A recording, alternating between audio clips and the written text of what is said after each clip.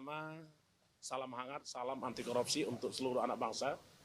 Karena pagi hari ini kita bersyukur di Istana Negara telah dilangsungkan pengambilan sumpah Wakil Ketua KPK Bapak Dr. Yohanes Tanak SHM sebagai Wakil Ketua KPK merangkap anggota.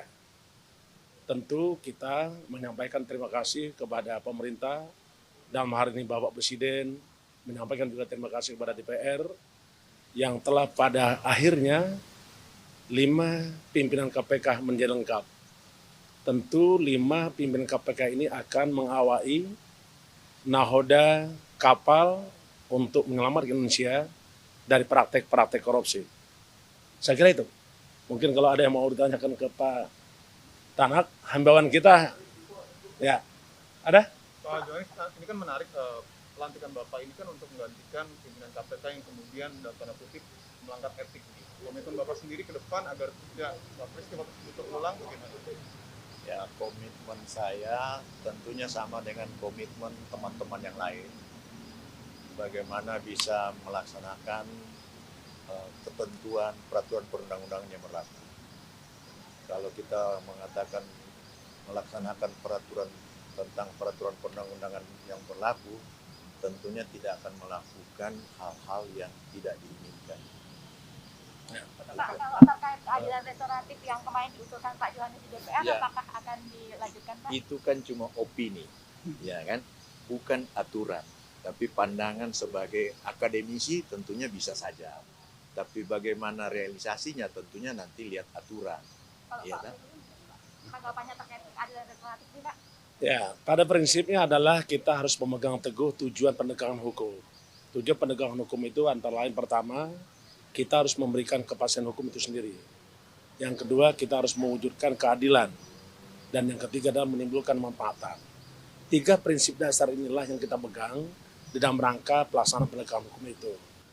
Kalaupun ada hal-hal lain pendapat, itu bisa-bisa saja dibahas, tetapi tetap saja kita berpedoman kepada azas bahwa tidak ada sesuatu yang bisa kita laksanakan kecuali karena ketentuan, prosedur, mekanisme, dan syarat yang ditentukan oleh peraturan undang-undang. Saya bahagia karena ketemu kawan sama-sama seleksi ini. Pak Yohanes Tanak ini kawan saya seleksi, satu sindikat. Kita masuk 20 besar ya, sama-sama PD Properties. Tapi waktu itu beliau belum beruntung. Alhamdulillah hari ini bisa bergabung kami, dan 5 kepimpinan ini kalau saya lihat komposisinya akan saling menguatkan. Sinergi kolaborasinya akan semakin meningkat. Kenapa? Kalau seandainya rekan-rekan lihat, ada saya yang berlatar belakang dari Polri. 37 tahun saya sebagai penyidik Polri. Terus kedua ada Pak Yohanes Tanak dari Jaksa. Jadi tentu beliau akan banyak memahami bagaimana konstruksi suatu perkara, bagaimana konstruksi perkara ini bisa dibawa dan bisa dihadirkan di peradilan. Yang ketiga, kita punya auditor yang namanya Pak Alexander Marwata, berlatar belakang auditor sekaligus juga hakim tindak pidana korupsi ad hoc. Yang keempat, kita punya Nurul Gufron. Latar belakang beliau adalah disiplin ilmu hukum pidana, dan terakhir pernah menjadi dekan Fakultas Hukum Universitas Jember. Dan terakhir itu ada salah satu pimpinan namanya Pak Nawawi.